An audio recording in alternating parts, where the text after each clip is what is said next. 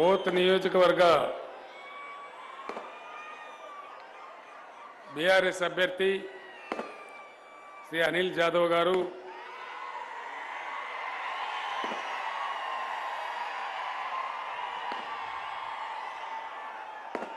మాజీ పార్లమెంట్ సభ్యులు శ్రీ గడం నగేష్ గారు, దండే విఠల్ ఎమ్మెల్సీ గారు, గౌరవనీయులు ఆదిలాబాద్ ఎమ్మెల్యే జోగురామన్న గారు,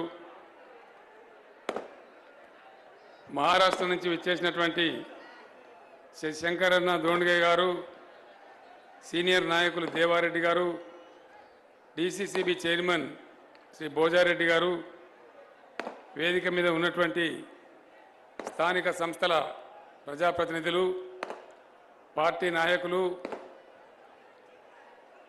బోత్ నియోజకవర్గ నలుమూలల నుంచి ఇంత పెద్ద సంఖ్యలో ఇచ్చేసినటువంటి అన్నాదమ్ములకు, అక్క చెల్లెలకు అందరికీ నా నమస్కారం.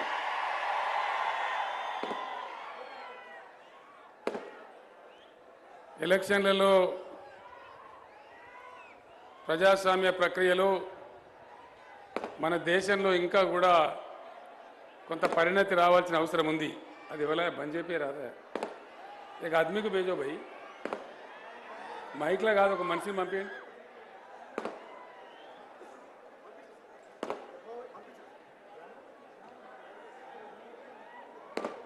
ఎందుకంటే ఎలక్షన్లలో ప్రజలు గెలవడం అనేది జరగాలి.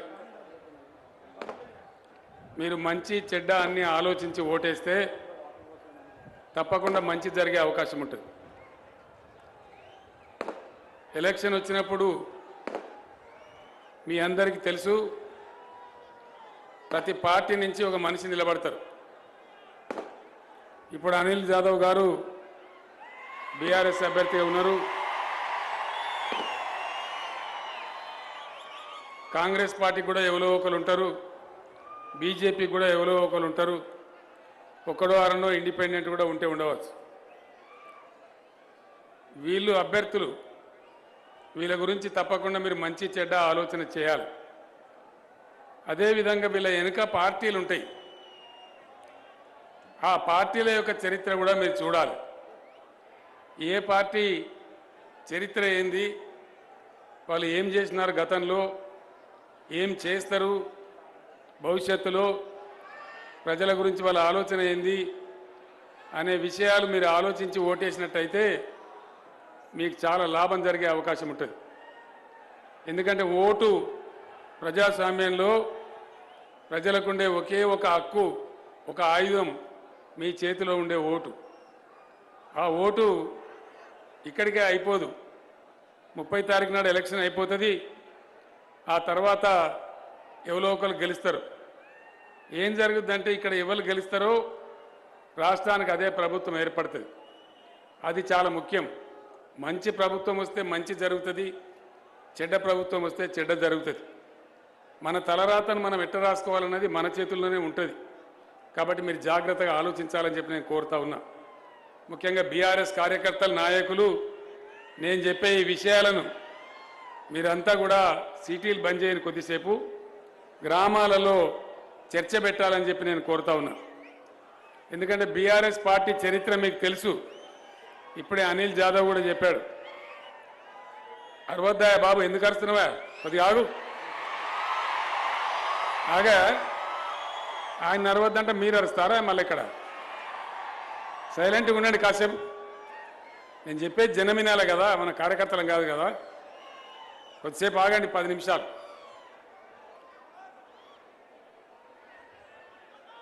బీఆర్ఎస్ పార్టీ పుట్టిందే తెలంగాణ ప్రజల కోసం.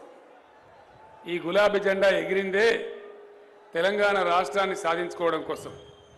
ఆ విషయం మీకు తెలుసు. 15 సంవత్సరాలు మడమ తిప్పకుండా, రాజీ లేకుండా పోరాటం చేసి ఈ రాష్ట్రాన్ని సాధించుకున్నాం. కాంగ్రెస్ పార్టీ, ఒక విషయం మీరు దయచేసి గమనించాలి. ఉన్న తెలంగాణ ఉండే మనకు, దాన్ని ఊడగొట్టిందే కాంగ్రెస్ పార్టీ. జబర్దస్తిగా బలవంతంగా తీసుకెళ్ళి ఆంధ్రాలో కలిపేస్తే 58 ఏళ్ళు మనం అరిగోసపడ్డాం. 58 ఏళ్ళు. 69లో ఉద్యమం వస్తే పిట్టల్లాగా 400 మందిని కాల్చి చంపింది ఇదే కాంగ్రెస్ ప్రభుత్వం. మళ్ళీ 2004లో మనతోని పొత్తుకొచ్చి మేము తప్పకుండా తెలంగాణ ఇస్తామని మాట ఇచ్చినారు. కానీ 15 సంవత్సరాలు ఇయ్యలే. మీరందరూ కూడా చూసినారు, మీరు కూడా ఉద్యమంలో భాగస్వాములే చాలామంది. ఇవ్వకుండా దోకా చేసినారు, మోసం చేసినారు. టీఆర్ఎస్ పార్టీనే చీలగొట్టి కిందమే చేసే ప్రయత్నం కూడా జరిగింది, మీకు తెలుసు. ఇక్కడ గెలిచిన ఎమ్మెల్యే కూడా ఆ రోజు దొంగలలో కలిసిపోయినాడు, మీకు తెలుసు. చివరికి తిక్కరేగి తెలంగాణ వచ్చుడో కేసీఆర్ సచ్చుడో అని చెప్పి ఆమరణ దీక్షకు పూనుకుంటే అప్పుడు దిగొచ్చి తెలంగాణ ఇస్తామని ప్రకటన చేసినారు. అప్పుడన్నా ఇమీడియట్గా ఇచ్చిండ్రా అంటే ఇయ్యలే. మళ్ళా ఒక ఏడాది అర్థం మళ్ళా దోకా చేసే ప్రయత్నం చేసినారు. మళ్ళా మనందరం ఉప్పెనలాగా ఉరిమితే దేశంలో 33 రాజకీయ పార్టీల మద్దతు కూడగడితే ఆ ఏళ్ళ తెలంగాణ కోసం దిగొచ్చినారు. అదేవిధంగా మీరందరూ కూడా దయచేసి గమనించాలి. బోత్ ప్రాంతంలో కాటనేసి అప్పుల పాలై రైతులు బోర్లేసి చాలా బాధలు పడేది, చాలా ఇబ్బందులు జరిగేది. మన చెరువులన్నీ పూడిపోతే ఏ ఒక్క కాంగ్రెస్ గవర్నమెంట్ కానీ ఆ చెరువుల పూడికలు కూడా తీయలే. ఇక్కడ మనం దాదాపు 70-80 చెరువుల పూడికలు తీసుకున్నాం. ఒక 9-10 కొత్త చెరువులు కూడా కట్టుకున్నాం. బ్రహ్మాండంగా ఇలా భూగర్భ జలాలు పైకి వచ్చినాయి. దాంతో కొంచెం మంచిగా ఉండే పరిస్థితి వచ్చింది. అక్కడ చెనాక కొరాట కూడా కంప్లీట్ అవుతా ఉంది. మీ ప్రాంతంలో ఉండే పిప్పల్కోట రిజర్వాయర్కు ఆ పెనుగంగ నీళ్లు తీసుకొచ్చినట్టయితే మనకు చాలా లాభం జరుగుతుంది. ఆ పని తప్పకుండా నేను చేపిస్తా అని చెప్పి మీకు హామీ ఇస్తా ఉన్నా. అదేవిధంగా కాంగ్రెస్ చరిత్ర కూడా చూడమని చెప్పి నేను కోరుతా ఉన్నా. 58 ఏళ్ళు మనల్ని అరిగోస పెట్టి కరెంటు సరిగ్గా ఇయ్యక మంచినీళ్ళు లేక ఆదిలాబాద్ చరిత్ర ఎట్లా ఉండే, వర్షాకాలం వచ్చిందంటే అంటు రోగాలు, మన్యం పట్టిన మంచం పట్టిన మంచం ఎక్కిన మన్యం అని పేపర్లలో వార్తలు, అవి చూసి మనం అందరం కూడా ఏడ్చేది. అంటు రోగాలతోని బాగా సతమతం అయ్యేది. ఆ అంటు రోగాల చావులు ఇయ్యాల లేవు. ఎందుకు? మనం మిషన్ భగీరథ పెట్టుకున్నాం. పరిశుభ్రమైన నీళ్లు 10 గుడిసెలున్నటువంటి గూడెం కూడా పోతా ఉన్నాయి బ్రహ్మాండంగా. అవన్నీ మీ కళ్ళ ముందు జరిగినాయి. గతంలో మంచినీళ్ళకు కూడా మనం చాలా బాధపడ్డాం, మంచినీళ్ళు కూడా దొరకలే. అదే కాంగ్రెస్ రాజ్యంలో మంచినీళ్ళకు బాధనే, సాగునీళ్ళకు బాధనే, కరెంటుకు కూడా బాధనే. అవన్నీ బాధలు కూడా అనుభవించినారు, మీకే స్వయంగా తెలుసు. కమిషన్ ఏజెంట్ల దగ్గర అప్పులు తెచ్చి అప్పులు కట్టలేక రైతులు చాలా అవస్థలు పడేది. తెలంగాణ వచ్చిన తర్వాత ఖచ్చితమైన నిర్ణయం తీసుకున్నాం.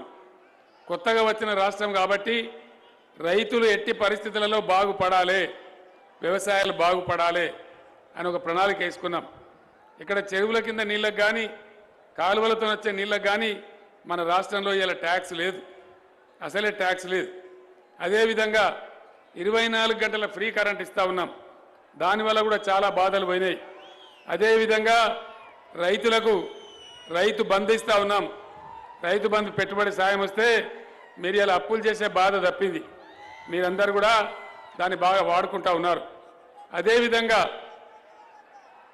ఎవరన్నా రైతు చనిపోతే 5 లక్షల రూపాయల బీమా కూడా వారం లోపలనే వాళ్ళ బ్యాంకులో డబ్బులు వచ్చి పడతా ఉన్నాయి. అది కాకుండా రైతులు పండించే ధాన్యాన్ని ఇలా మొత్తం గవర్నమెంట్ కొంటా ఉంది, మద్దతు ధర ఇస్తూ ఉంది. వీటన్నిటి వల్ల తెలంగాణలో ఈరోజు వ్యవసాయం కొంచెం మంచిగా ఉంది. ఒక డేంజర్ రాబోతా ఉంది, పెద్ద ప్రమాదం రాబోతా ఉంది. తెలంగాణ తెచ్చిన వ్యక్తిగా మీకు అందరికి చెప్పడం నా బాధ్యత. ఇలా కాంగ్రెస్ పార్టీ వాళ్ళు క్లియర్గా మాట్లాడుతూ ఉన్నారు, కుల్లా చెప్తా ఉన్నారు. ఏం చెప్తున్నారు? పిసిసి మాజీ అధ్యక్షుడు ఉత్తమ్ కుమార్ రెడ్డి ఆయన మాట్లాడుతున్నాడు, కేసీఆర్కి ఇక్కడ పని లేదు, పన్నులు ప్రజలు కట్టిన పన్నులన్నీ రైతు బంధు ఇచ్చి దుబారా చేస్తున్నాడు అని చెప్తున్నాడు, వేస్ట్ చేస్తున్నాడు అని చెప్తున్నాడు. రైతు బంధు పథకం దుబారానా, వేస్టా? వినబడతలేదు. రైతు బంధు ఉండాలన్నా? రైతు బంధు ఉండాలంటే ఇక్కడ అనిల్ జాదవ్ గెలవాలి. అనిల్ జాదవ్ గెలిస్తే రైతు బంధు ఉండు కాదు, రైతు బంధు 10,000ది 16,000 రూపాయలు అయిద్దని చెప్పి నేను మనవి చేస్తా ఉన్నా. రెండవది పిసిసి అధ్యక్షుడు చెప్తా ఉన్నాడు, కేసీఆర్కి ఇక్కడ పని లేదు, 24 గంటల ఫుజూలుగా కరెంట్ ఇస్తాంటే బేకార్ అవుతుంది, 3 గంటలు ఇస్తే చాలు అని మాట్లాడతాను. 3 గంటలతో వాడుతుంది ఆ పొలము? ఎన్ని గంటలు ఉండాలి? 24 గంటలు ఉండాలంటే వాళ్ళు చేతులు లేవటం దయచేసి కెమెరాలకు అవి తీయాలి, అక్కడ తీయాలి, చేతులు తీయాలి. 24 గంటలు ఉండాలి కదా. 24 గంటల కరెంట్ ఉండాలంటే కూడా అనిల్ జాదవ్ గెలవాలి, లేకపోతే ఉన్న కరెంటు గ్యారంటీ ఊడగొడతారు. మూడవది ధరణి తెచ్చినాం. ధరణి తెచ్చి మీకు ఇక్కడ మీ భూములు ఎవరు గుంజుకోకుండా మీకు రక్షణ ఉండే విధంగా పెట్టినాం. ధరణి ఉన్నది కాబట్టి రైతు బంధు డబ్బులు హైదరాబాద్లో మేము వేస్తే ఇక్కడ మీ సెల్ ఫోన్లో టింగు టింగుమని మోగుతుంది. మీరందరూ చూసుకొని బ్యాంకులో చూసుకుంటే బ్రహ్మాండంగా డబ్బులు ఉన్నాయి, వాటిని మీరు పెట్టుబడికి వాడుకుంటా ఉన్నారు. మందులకో విత్తనాలకో దేనికో దానికి వాడుకొని మంచి పంటలు పండిస్తూ ఉన్నారు, అప్పుల బాధ తప్పుతా ఉన్నది. మీరందరూ నేను కోరుతా ఉన్నా, రాహుల్ గాంధీ చెప్తా ఉన్నాడు, కాంగ్రెస్ జాతీయ నాయకుడు రాహుల్ గాంధీ, ఇది చాలా డేంజర్. ఏం చెప్తున్నాడు ఆయన? కాంగ్రెస్ గవర్నమెంట్ వస్తే ధరణి తీసి బంగాళాఖాతంలో వేస్తామని మాట్లాడుతున్నాడు. బంగాళాఖాతంలో వేస్తారు, మరి రైతు బంధు ఎట్లా వస్తుంది మీకు? మీరు ఆలోచన చేయాలి దయచేసి. ఓటు వేసేటప్పుడు ఆటోమేటిక్ ఏదో ఎవడో చెప్పిండని వేస్తే కాదు, ఓటే జాగ్రత్తగా వేయాలి. ధరణి తీసి బంగాళాఖాతంలో వాడేస్తే మీకు రైతు బంధు డబ్బులు ఎట్లా రావాలి? అంటే మళ్ళా పాత కథనేనా? మళ్ళా బీఆర్ఓలు, మళ్ళా ఎంఆర్ఓలు, మళ్ళా పానీ నకళ్ళు. మన ఆఫీస్కి పోతాం, అడుగుతాడు నీకు ఎన్ని ఎకరాలు ఉన్నది? నాకు 10 ఎకరాలు ఉన్నది. 10 ఎకరాలు అంటే ఎంత వస్తుంది రైతు బంధు? 1,00,000 రూపాయలు వస్తుంది. నాకు 30,000 లాభం అంటాడు, 30,000 ఇయ్యి అంటాడు. అంటే మళ్ళా దళారీల రాజ్యం, పైరవికారుల రాజ్యం. ఇయ్యాలనేమో మీరు ఎక్కడికి పోకుండా, ఎక్కడ దరఖాస్తు పెట్టకుండా, ఏ ఒక్క ఆఫీస్కు పోకుండా, మీ కడుపులో చల్లగదలకుండా, మీరు ఎక్కడ మీ కడప దాటకుండా డబ్బులు హైదరాబాద్ నుంచి మీ బ్యాంక్ ఖాతాకు వస్తూ ఉన్నాయి, మీరు వాడుకుంటా ఉన్నారు. మరి రేపు ధరని తీసేస్తే మళ్ళా దళారుల రాజ్యం, బ్రోకర్ల రాజ్యం ఇదే రావన్నా? దయచేసి మీరు ఆలోచించాలని చెప్పి నేను కోరుతా ఉన్నా. ఇది చాలా ప్రమాదం. ఎందుకు? బాజాబ్తా ఎలక్షన్లలో కాంగ్రెస్ పార్టీ చెప్తా ఉంది, కరెంటు 3 గంటలు ఇస్తాం, ధరను తీసేస్తాం, రైతు బంధు ఫుజులుగా ఇస్తున్నారని వాళ్ళు ఓపెన్గా చెప్తున్నారు. మేము చెప్పంగా కూడా మాకే ఓట్లేసినారు అంటారు, తీసి అవతల పడేస్తారు. అప్పుడు కేసీఆర్ కూడా ఏం చేయలేడు, అనిల్ జాదవ్ కూడా ఏం చేయలేడు, జోగు రామన్న కూడా ఏం చేయలేడు. కాబట్టి నేను ముందే చెప్తా ఉన్నా, నేను చెప్పే మాటలు నిజమా కాదా మీ గ్రామాలలో మీరు చర్చ పెట్టి మాట్లాడి మీ ఓట్లు వేయాలి, ప్రజల చేత కూడా వేయించాలని నేను కోరుతా ఉన్నా. లేకపోతే చూసి ఇప్పుడు 10 ఏళ్ళ గోలే మేము పద్ధతిగా చేసుకుంటూ వచ్చినాం.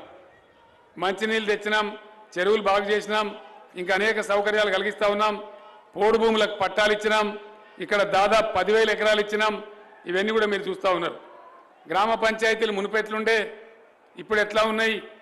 ఇదే నియోజకవర్గానికి చెందినటువంటి మన మీనాక్షి ముక్కురాకే గ్రామం నుంచి బ్రహ్మాండంగా జాతీయ స్థాయిలో పోయి అవార్డు తెచ్చి మొత్తం తెలంగాణ రాష్ట్రం పేరుని నిలబెట్టిన బిడ్డ మన మీనాక్షి. అంత మంచిగా జరుగుతూ ఉంది. మరి ఇవన్నీ ఉంచుకోవాలంటే 100% బీఆర్ఎస్ గవర్నమెంట్ రావాలి, గ్యారంటీగా వస్తుంది. మీకు ఒక 3-4 కోరికలు నాకు తెలుసు, మీరు ఎప్పటి నుంచో కోరుతున్నారు. బోత్ రెవెన్యూ డివిజన్ కావాలన్నారు. డెఫినెట్గా అనిల్ జాదవ్ని గెలిపియండి, నెల రోజుల లోపలనే మీ బోతుని రెవెన్యూ డివిజన్ చేస్తా అని నేను మీకు హామీ ఇస్తా ఉన్నా. అదేవిధంగా ఇప్పుడే అనిల్ కూడా కోరినాడు, నాకు కూడా తెలుసు, డిగ్రీ కాలేజ్ కావాలి బోతులో అని కోరుతున్నారు. 100% ఇస్తామని చెప్పి నేను మనవి చేస్తా ఉన్నా. డెఫినెట్గా అది కూడా మీకు ఇస్తాం. ఈ ప్రాంతంలో హార్టికల్చర్ అంటే కూరగాయలు పండియడం ఎక్కువ ఉంటుంది, చాలా పెద్ద టమాటాలు పండిస్తారు, ఇంకా పండిస్తారు. మాకు కోల్డ్ స్టోరేజ్ కావాలి మార్కెట్ యార్డ్లు అని చెప్పి మీరు ఎప్పటి నుంచో కోరుతా ఉన్నారు. తప్పకుండా మంచి బ్రహ్మాండమైన కోల్డ్ స్టోరేజ్ కూడా ఇక్కడ పెట్టిస్తామని మనవి చేస్తా ఉన్నా. కేంద్ర ప్రభుత్వం దయచేసి మీరు వినాలి. కేంద్ర ప్రభుత్వం మనం పంపించినాం, గిరిజనులకేమో ఇచ్చినాం.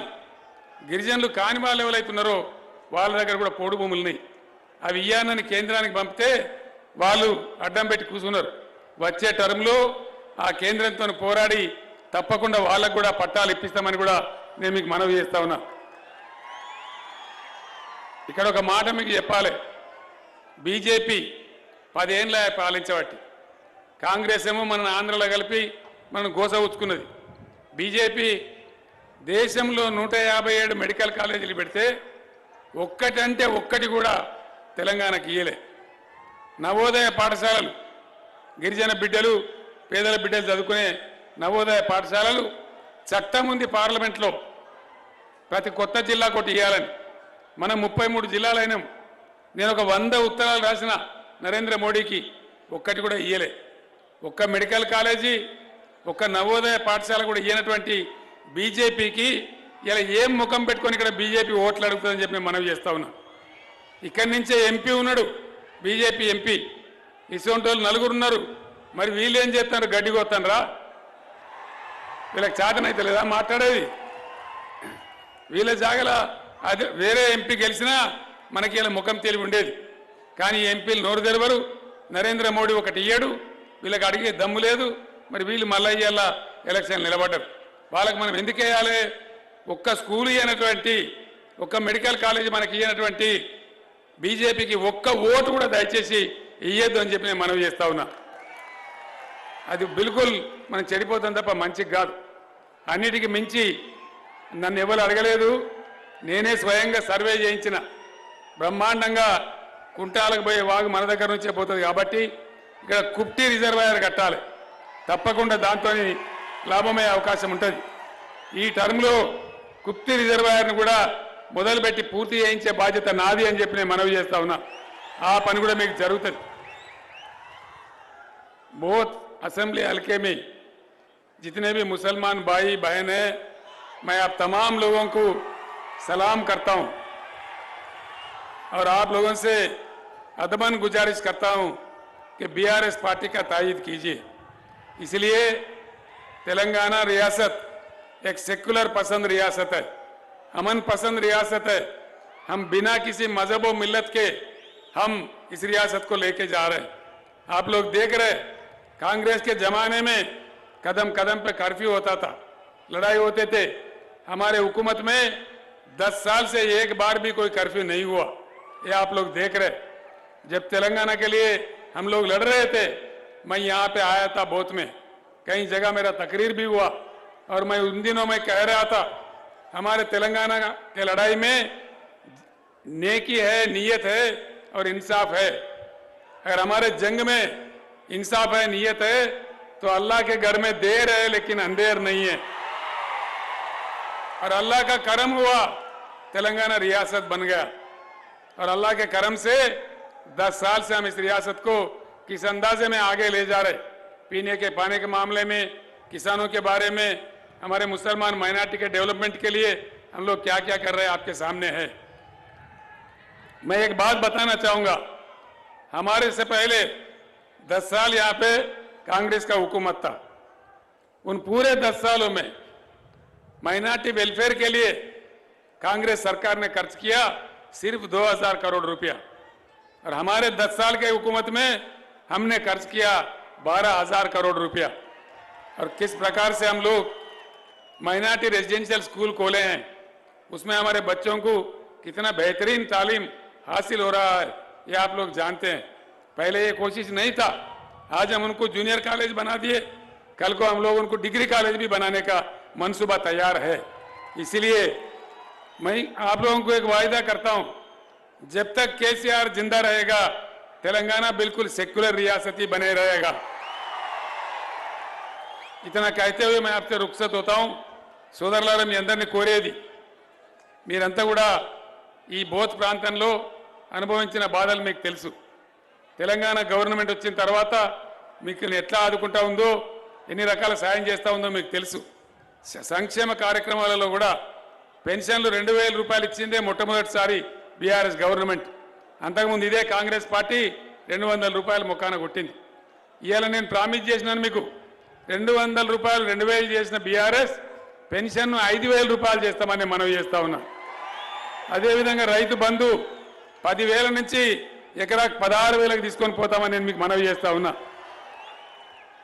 కరెంటు ఇవాళ వచ్చే 24 గంటల కరెంటు కాట కలవద్దంటే, మన భూములు జాగ్రత్తగా మనకే ఉండాలంటే, ఈ సంక్షేమ కార్యక్రమాలు కొనసాగానంటే మీరు ఖచ్చితంగా బీఆర్ఎస్ గవర్నమెంట్ తెచ్చుకుంటేనే అది సాధ్యమవుతుందని మీ అందరికి తెలియజేస్తా ఉన్నా. అనిల్ జాదవ్ యువకుడు, ప్రజలలో కలిసి ఉండేవాడు, అందరితో బాగా ప్రేమతో ఉండేవాడు. జోగు రామన్న గారు మీకు తెలుసు, ఆయన మీ పక్కనే ఎమ్మెల్యే. జోగు రామన్న గారి నీడ కూడా మీ మీద ఉంటుంది. అనిల్ జాదవ్ గారిని గెలిపించండి. బ్రహ్మాండంగా బోతు నియోజకవర్గంలో మీరు కోరిన పనులన్నీ చేసి పెట్టే బాధ్యత నాది అని మనవి చేస్తూ నేను సెలవు తీసుకుంటా ఉన్నా. జై తెలంగాణ. కారు గుర్తుకే, కారు గుర్తుకే. జై తెలంగాణ. ధన్యవాదాలు.